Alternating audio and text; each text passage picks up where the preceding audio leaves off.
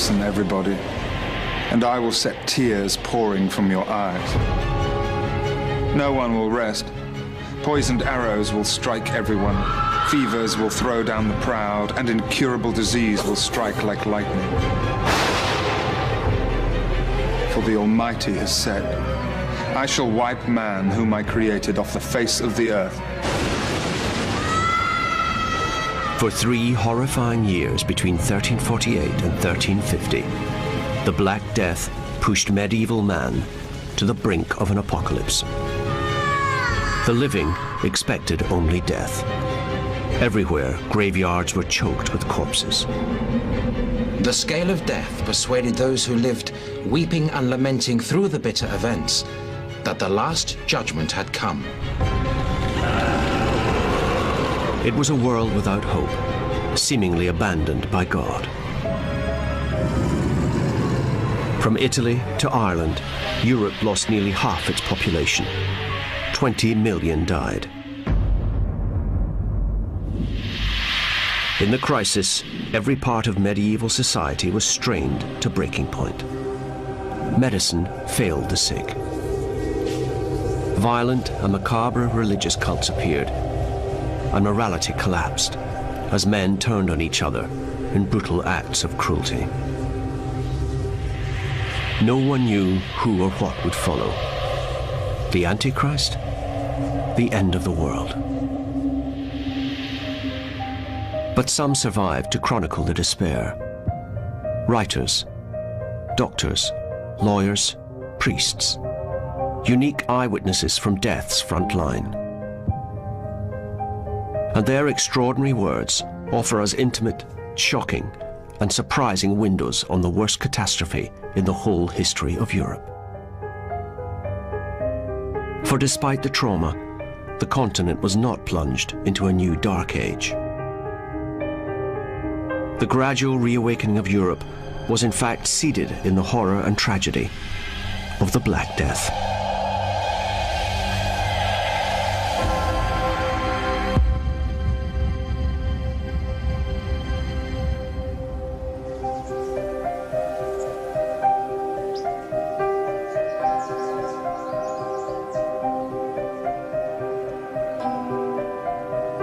In the mid-14th century, Europe was not the dark continent so often lampooned by history. It was well populated, sophisticated, mobile, and devout. People are moving, there are traders, there are merchants, there are pilgrims, there are soldiers, there are bureaucrats, there are people on every imaginable kind of business on the road moving about this society. Nowhere was richer or busier with trade and commerce than the ports and cities of northern Italy. Florence, with a population of over 100,000, was said to resemble a ripe pomegranate, a dense anthill of human contact, merchants and peasants, rich and poor, business and pleasure. The population was tremendous, and the cities were big, crowded, but they were also very wealthy places to live, and so attracting lots of people. So in a sense, it's the sort of place that a disease is going to love. Into this medieval melting pot, in the autumn of 1347, stole a horrifying and mysterious disease. It was borne by sailors returning from the Black Sea in the east, the pestilence already in their blood and on their breath. At first, the citizens had no idea of the scale of the horror that would hit them. The disease that later became known as the Black Death would threaten every part of medieval life: society, religion, feudalism, family. In the town of Piacenza, a lawyer, Gabriel de Mussis, recorded the arrival of the disease. I have been urged to write what happened here. Every city, every settlement, every place was poisoned by the contagious pestilence. When one person had contracted the illness, he poisoned his whole family, and those preparing to bury the dead were seized by death in the same way. Thus, Death entered through the windows, and as cities and towns were devastated, the survivors mourned their dead kin. Italy was the front line of a bewildering epidemic. No one was prepared for the speed and horror of the disease. People became sick with a flu-like fever and began vomiting. In their necks, armpits and groin, pus-filled swellings or buboes appeared. And on the skin, internal hemorrhaging produced purple and black blotches. Death followed within a week from a pneumonia-like flooding of the lungs. In a matter of 2-3 months, 20% of your population is just a pile of corpses. So being stunned, I think, is probably the most obvious reaction they must have had, as well as being petrified and having no sense of what to do to make it stop. Though there were no known cures, many doctors tried their best. Gentile da Foligno was among them.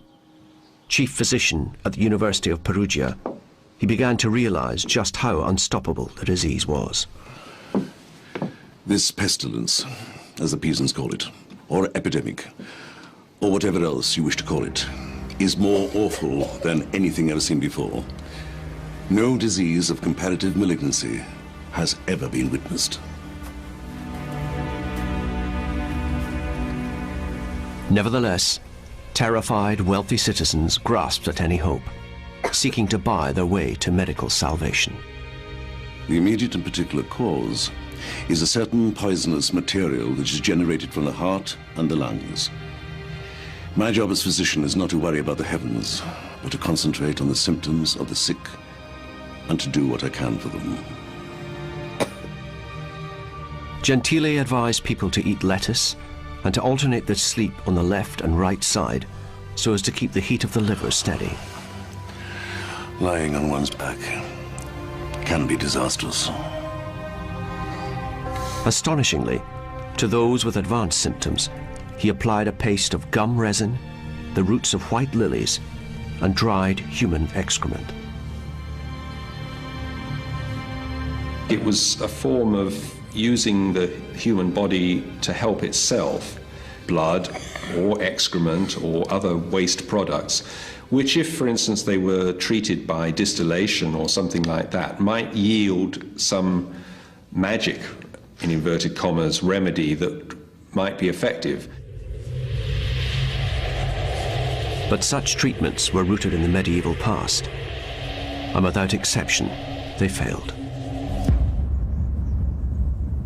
Just as the physician Gentile da Foligno failed. On the 18th of June, 1348, the pestilence added his name to the roll call of death. As people realized the disease could not be cured, they were left with only their faith in God and the efforts of the church. When one person lay sick in a house, no one would come near. Even dear friends would hide themselves away, weeping. The physician would not visit.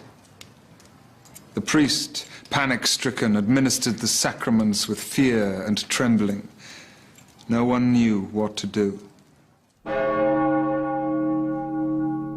Religion was no shield against the disease. The clergymen who braved the dying to administer their last rites often fell victim themselves. In Piacenza, the Black Death ripped through the religious orders. More than 60 priests died. Fear was compounded by ignorance.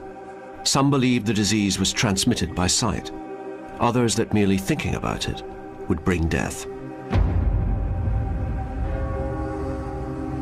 Italian society faced real jeopardy. The crisis was captured by the pen of Giovanni Boccaccio. This Florentine writer now stepped forward as the Black Death's most lucid and startling witness. Such terror was struck into the hearts of men and women by this calamity, that brother abandoned brother, and the uncle his nephew, and the sister her brother, and very often the wife her husband. But what was even worse, and quite incredible, was that fathers and mothers refused to see and tend their sick children as if they had not been theirs. Bewildered and terrified, with neither defense nor understanding, families and friends shunned each other. Almost all adopted the same cruel policy, which was to avoid entirely the sick and everything belonging to them. By so doing, each thought he would secure his own safety.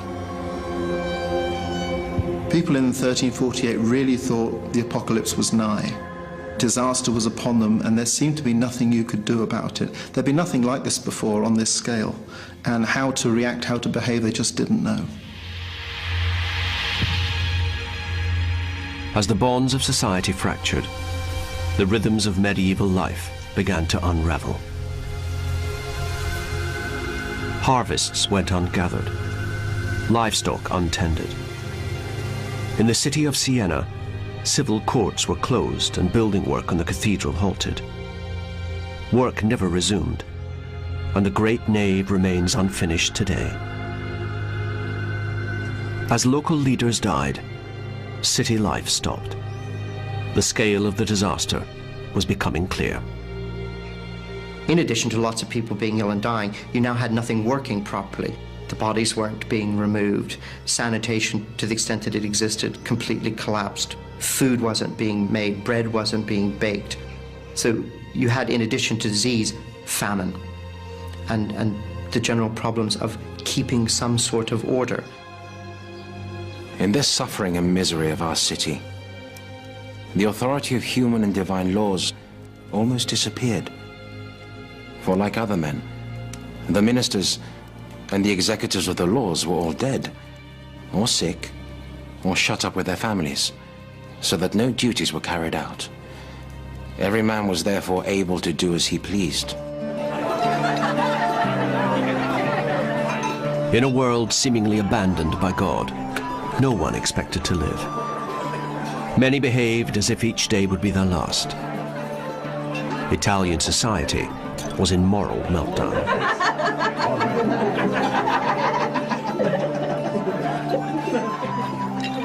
They thought the sure cure for the pestilence was to go about amusing themselves, satisfying every bestial appetite that they could. They spent day and night going from tavern to tavern, drinking immoderately, or went freely into other people's houses doing as they pleased. This they were able to do because many had abandoned their homes, so that many houses became common property, and any stranger who went inside made use of them as his own. Throughout the spring and summer of 1348, the toll of death went unabated. In Venice, some 90,000 died. In Florence, it was half the city's population. Such was the multitude of corpses brought to the churches every day and every hour, that there was not enough consecrated ground to give them burial. With the cemeteries full, they were forced to dig huge trenches where they buried the bodies by their thousands.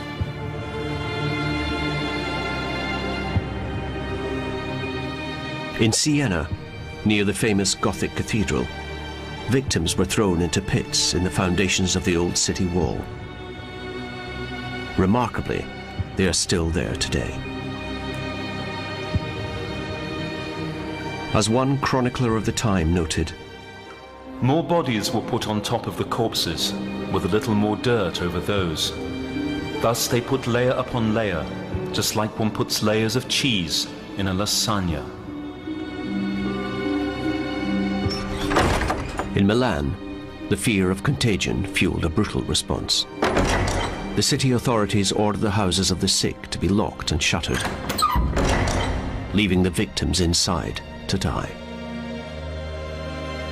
Everyone now believed that God was punishing the world. On the edge of the abyss, the rest of Europe braced itself, seeking answers. Could anything stop God's rage? But now, as the Black Death swept across Europe, the horror of the disease would be rivaled by the horror of man's own response.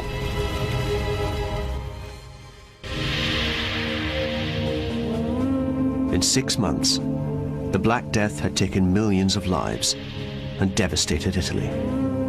Now, in the spring of 1348, it arrived in southern France. It's clear that the disease followed the routes of trade across Western Europe, which had become, by the 14th century, a pretty elaborate network run largely by Italians. And ironically, of course, it was from Italy that they exported very successfully the disease to other parts of Europe. In the coming months, fear of the Black Death would strike at the heart of the church, provoking bizarre rituals of penitence. But worse still, it would trigger ethnic hatred on a horrifying scale. The pestilence quickly spread inland to the papal seat of Avignon. It was here, rather than in Rome, that Pope Clement VI held court. Avignon was at this time a city drip-fed on religious power, patronage, and diplomacy. It had, of course, at its heart the papal court, which was an enormous operation of some 600 or 700 people. But it was also, in effect, Europe's crossroads, a point where culture, politics, theology, art, science converged. The Pope was God's voice on earth. His court seethed with gossip and rumor. Surely religion would save them. In the court, musician and philosopher Louis Heiligen began a unique account of the arrival and impact of the disease. The entire province is infected by these calamities. Sea fish are now not generally eaten, men believing that they have been poisoned by the infected air. And it is thought that the whole coast and all the neighboring countries caught the infection from the stinking breath of wind which blew from the region contaminated by the pestilence. Day by day, more and more people die. Now, by God's will, it has reached us. Like many devout and educated men, Heiligen believed the pestilence was a miasmic wind blown across the continent by a furious deity. Moral decay, it was reasoned, had brought such divine retribution. Really big diseases are God's business. He punishes Egypt with plagues. He punishes the Israelites with plagues. And so they will look for forms of pollution that aren't what we think of as pollution. Sinfulness, evil, moral pollution. It was surely a time to hold true to one's faith. The Pope declared that prayer, piety, and religious processions were the route to salvation and survival. But they didn't work. So many were dying that the Pope ordered huge new graveyards to be consecrated to bury the piles of rotting corpses. He even consecrated the Rhone so that bodies could be dumped in the river.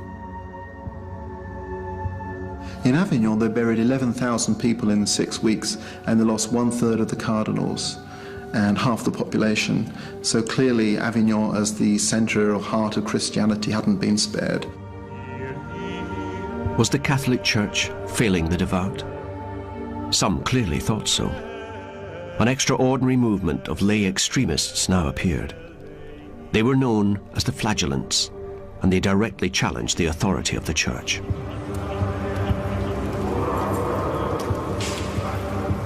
We witnessed a performance of devout processions with the chanting of litanies. Men and women alike, many barefoot, others wearing hair shirts or smeared with ashes, processed with lamentations and tears. Some beat themselves with cruel whips until the blood ran. The Flagellants marched from town to town, whipping themselves and others into a frenzy of brutal penitence. Watching one procession was Robert of Avesbury. Each wore a hood, painted with a red cross front and back, and carried a whip with 3 thongs. Each thong had a knot in it with something sharp, like a needle, stuck through the middle. As they walked, they sang a Christian litany, and one after the other, they struck themselves with these whips on their naked and bloody bodies. Contemporary observers talk about flagellants beating themselves and the blood spattering the walls of the surrounding buildings. What do people see when they look at a spectacle like that? Well, what they see is Jesus suffering and bleeding for their sins. What more powerful act can people have performed on their behalf to avert this terrible scourge that's coming to them? The theatrical ritual drew large crowds hoping for redemption. This sent shockwaves through the church. The church didn't like them at all because it was a lay movement, and it was very much do-it-yourself Catholicism. And the last thing it wanted in the middle of a plague outbreak was a large group of nuts marching from town to town, and they thought they were insane. Religion was something the church dispensed through the priesthood, through the sacraments, and so they considered them extremely dangerous as well. But the promise of the flagellants proved empty and lethal. These bizarre marching mobs would simply have helped to spread the disease more quickly.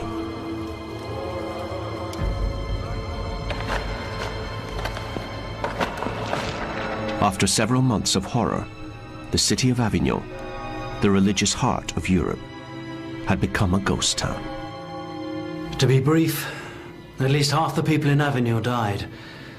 There are now within the walls of the city more than 7,000 houses where no one lives, because everyone in them has perished. And in the suburbs, one might imagine that there is not one survivor. In a bid to stay alive, the Pope put his own faith in a talented young doctor. His name was Guy de Chauliac, and he became the papal surgeon at Avignon. The plague was shameful for the physicians, who could give no help at all, especially as out of fear of infection they shrank from visiting the sick. And even if they did, they achieved nothing and earned no fee, for all the sick died, save a very few. For previous plagues there were some remedies. For this one, nothing. De Chauliac's story was remarkable. He contracted the disease whilst tending others, and for an agonizing 6 weeks treated himself incising the buboes.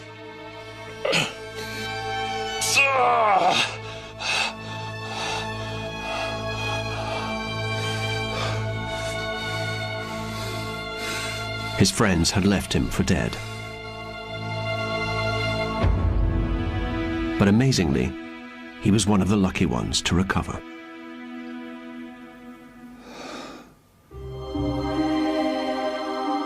De Chauliac then worked tirelessly to try and unravel the nature of the disease. Carrying out autopsies, he was able to observe the infected lungs of victims, evidence, he maintained, of God's polluting miasma. Breathing is impaired.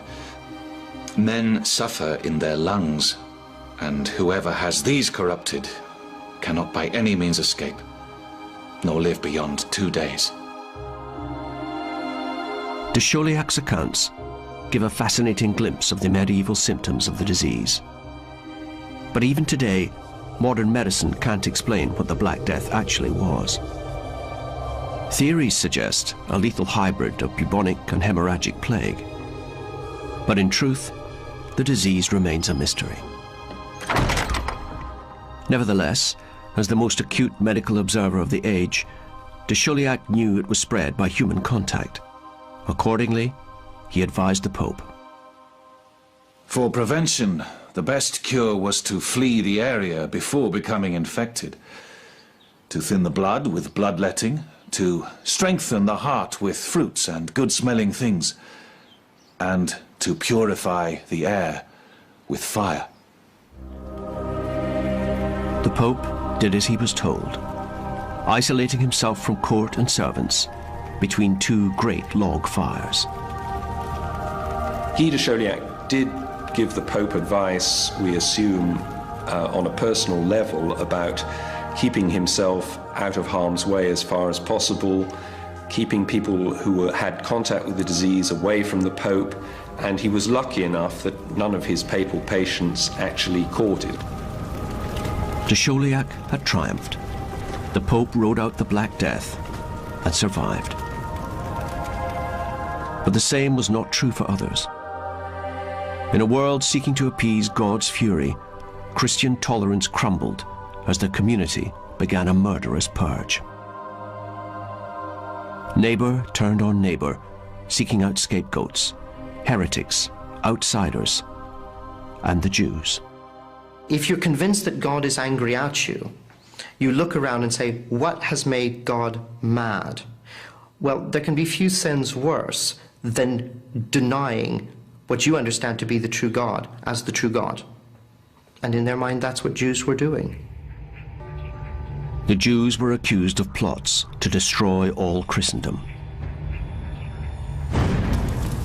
In the spring of 1348, Jews from Narbonne and Carcassonne were dragged from their homes and burned at the stake. Some wretched men were found in possession of certain powders, and whether justly or unjustly, God knows, were accused of poisoning the wells, with the result that anxious men now refuse to drink the waters. Some of these men were burnt for this act and are being burnt daily, it being ordered that they should be punished thus.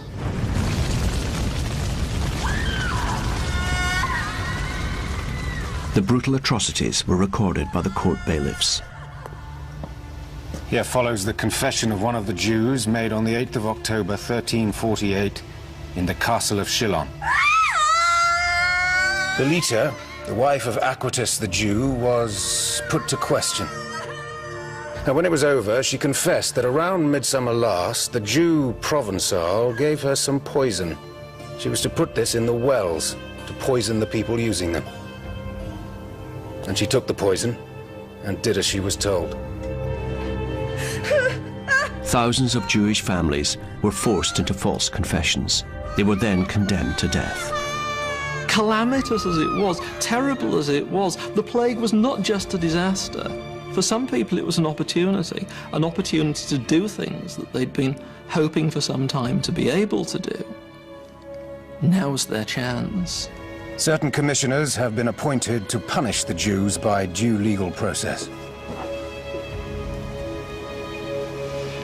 And you should know that all Jews living in Villeneuve have now been burnt. To put it at its most brutally simple, it was an opportunity for the many Christians who were in debt to Jewish moneylenders to liquidate their debts by liquidating their creditors.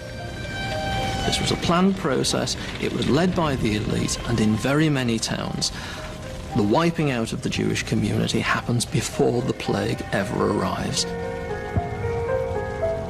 In the 3 years of the Black Death, massacres of Jews took place in over 100 towns and cities in France, Italy, Switzerland, and Germany. Europe lay morally derailed.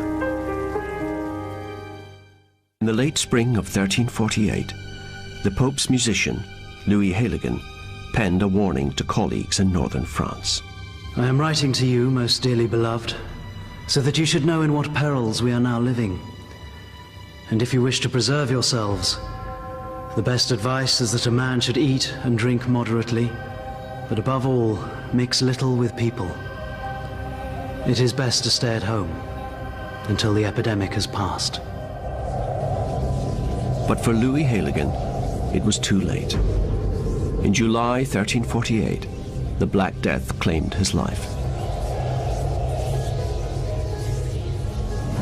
With Europe riven by pogroms and by a universal crisis of faith, the pestilence now leapt the Channel and invaded the pastoral lands of England. How would the feudal certainties of centuries now fare?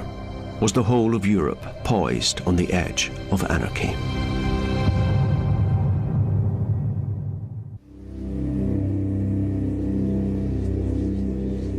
Across the continent, nearly half the population was dead. England waited, proud, religious, pastoral, feudal.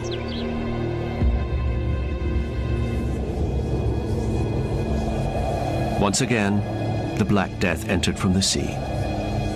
In the summer of 1348, it arrived in the ports of Southampton, Plymouth, and Bristol.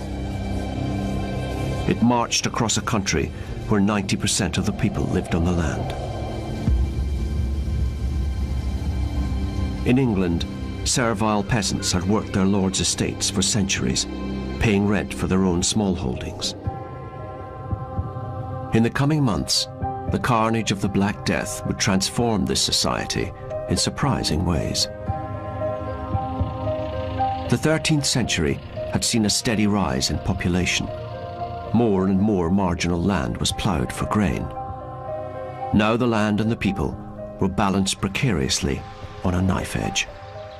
Before the Black Death, life for peasants was pretty hard. They were living, large numbers of them, at a bare subsistence level. Many are living on very small holdings, scratching the existence out of the land. Rural England lay exposed and vulnerable.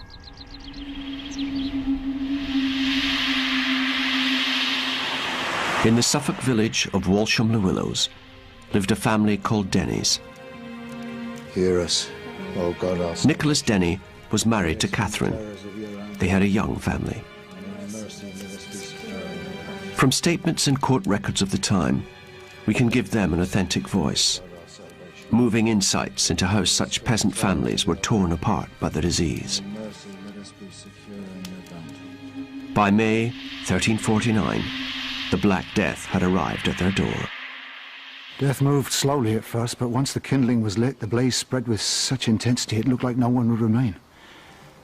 My elder brother William was one of the first in our manor to succumb to the pestilence.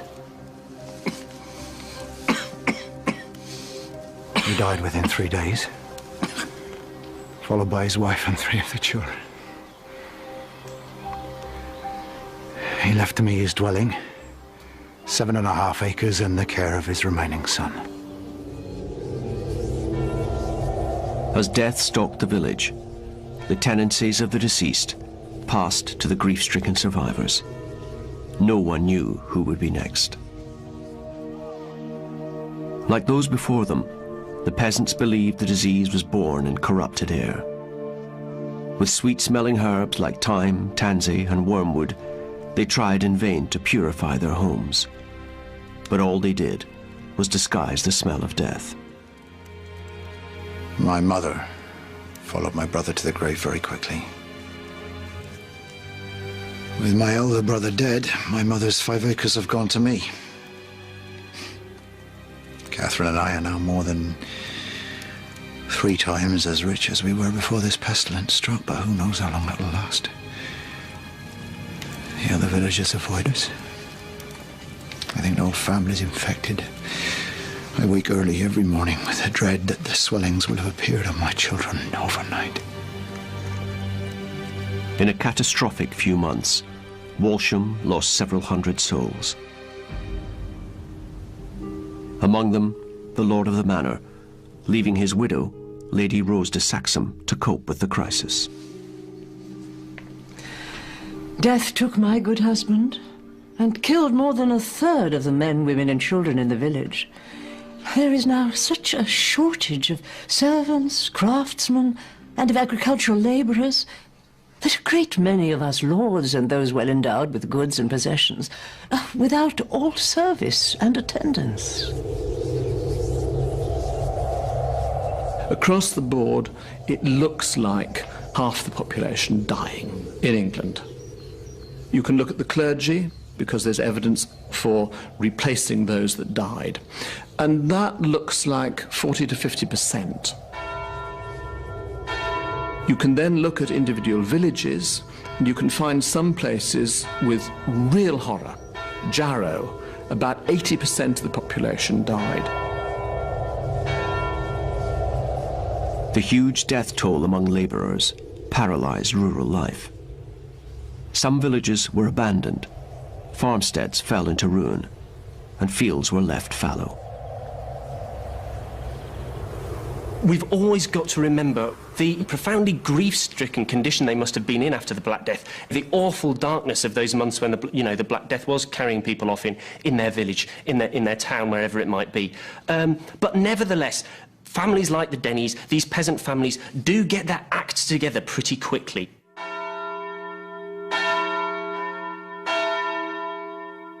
Land lying waste is committed to the village until another tenant can be found. Well, it's happening all over the manor. For those of us left alive, there is bounty. The world is changing.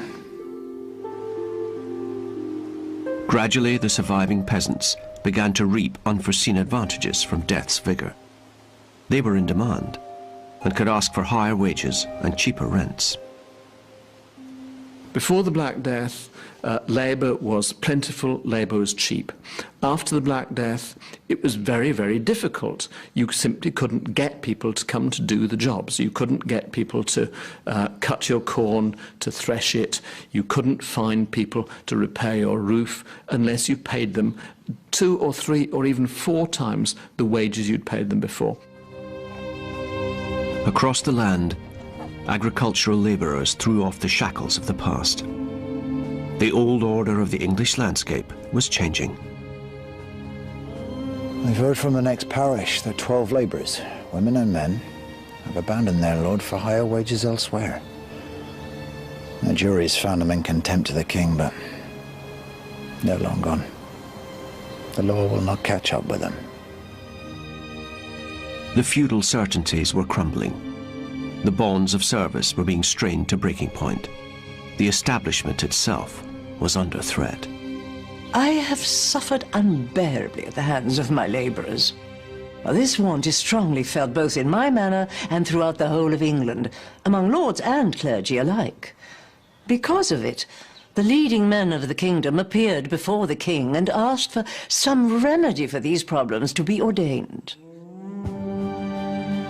Runaway wages were bad news, and King Edward III's response was astonishingly swift.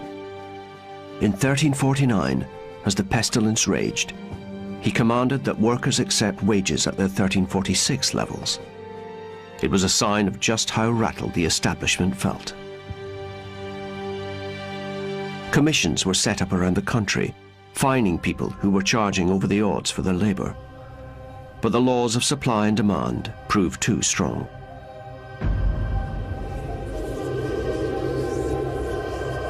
The Black Death was forcing social and economic change on an unwilling ruling class.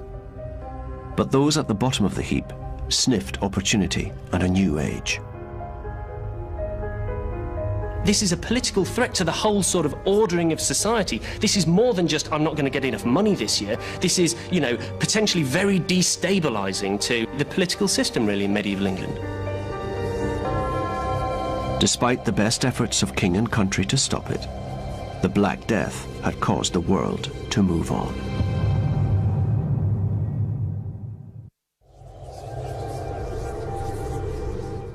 Autumn of 1350, after 3 years of terror and 20 million lives, the Black Death had reached the edges of 14th century Europe. Death's vigour would soon fade, but not before visiting one last haunting and prophetic witness. Brother John Klyn, a Franciscan friar in Ireland, believed the day of judgment had come. Struggling against the sickness that gripped him, he made one final amazing gesture. I, Brother John Klyn of the Friars Minor of Kilkenny, have written in this book of the notable events which befell in my time, so that such deeds should not perish with time, or be lost from the memory of future generations. I leave parchment for continuing the work, in case anyone should be alive in the future. and any son of Adam can escape this pestilence and continue the work thus begun.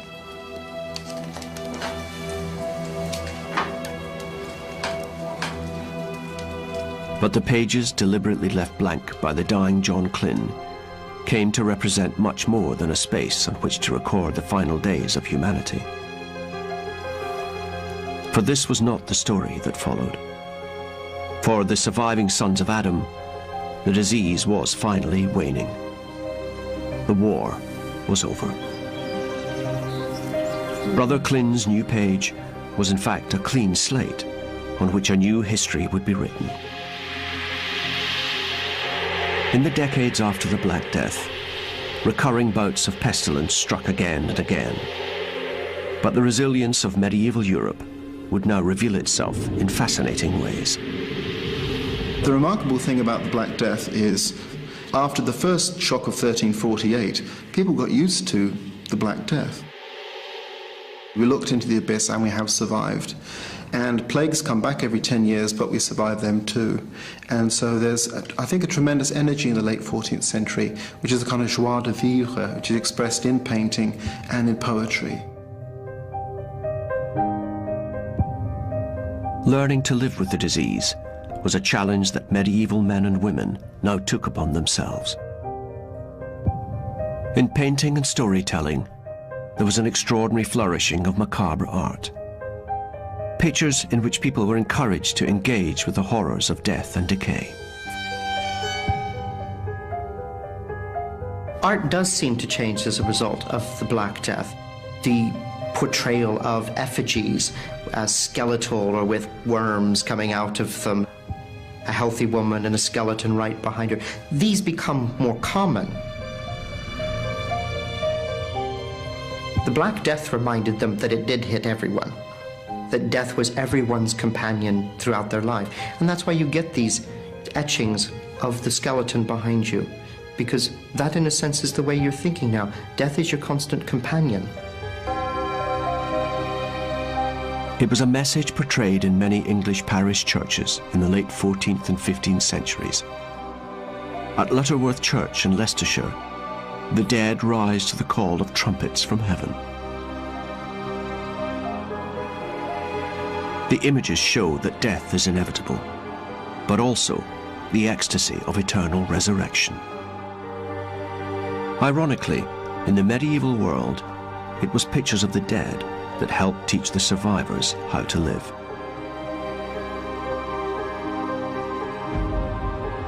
In villages like Walsham-le-Willows, surviving peasants like the Denny's family were coming to terms with the new world. Lady Rose has now waived 12 pennies from each acre, which used to cost us 2 shillings. Till the world improves or another tenant can be found who is prepared to pay the full rent. So, we have more land and yet pay less. The mistress needs us more than we need her. There are groups of peasants that say, look, we're not accepting things as they were before because the situation's changed. I'm sorry, we've got greater bargaining power, so therefore we demand more. We don't want to perform these forced labour services. We want to work for higher wages. We want to be able to go to other villages to take on other holdings, whatever it might be. Many survivors from the countryside were also drawn to the towns and cities, filling the vacuum left by the urban dead. It's not only our wealth has improved. The chaos the pestilence has brought has opened up opportunities. My sister Agnes, strong-willed, has abandoned the land of Our Lady and fled to Ipswich, where she has married a cobbler without the lady's license. They do not know his name, so it seems she will escape. For those peasants who'd made it through, life was better. The same could not be said for the landowners. My buildings and walls are crumbling, and the manor barely yielded £10 last year. No labourer is prepared to take orders from anyone, whether equal, inferior or superior. And all those who serve do so with ill will and a malicious spirit. In 1353 in Walsham Manor, 55 labourers, men and women, even went on strike. There were landlords that were trying to keep things as they had been in the past. This was much resented, and one can see the origins of the Peasants' Revolt of 1381 in the dissatisfaction of a populace that felt itself deprived of the opportunities that they could see available to them. English peasants were flexing their muscles in a society relieved of the shackles and certainties of the High Middle Ages. In some ways, the birth of the modern world can be traced to the Black Death, I think, because it marked definitively the end of the idea that you are forever fixed in one social identity. The next century became a golden age for the English labourer. Serfdom gradually withered away. On the continent, too, the survivors of the Black Death were also writing new chapters in human history. Giovanni Boccaccio, Guy de Chauliac, and Gabriel de Mussis among them.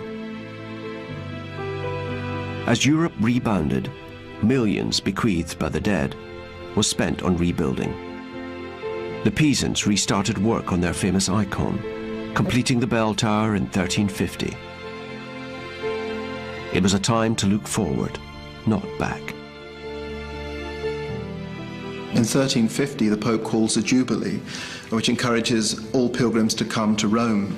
So again, thousands of medieval pilgrims are on the roads. You'd think that would be the last thing you want to do after a plague, but they do. It's very regenerative. In the narrow streets of the Italian cities, where the Black Death had first stalked, there was a gradual reawakening.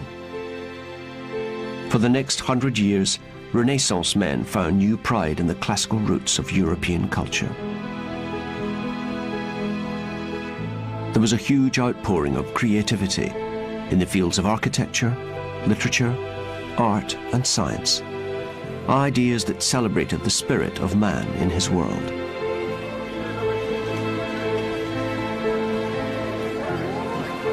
It had been the worst century to be alive, and no other age before or since had felt so close to annihilation. But the people of medieval Europe had not lost their nerve. One of the healthiest conclusions is to remind ourselves that Europe survived the Black Death. It survived recurring outbreaks for 300 years of plague.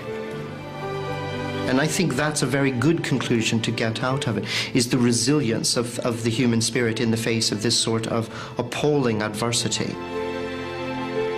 Slowly, an inspiring story of human survival was emerging.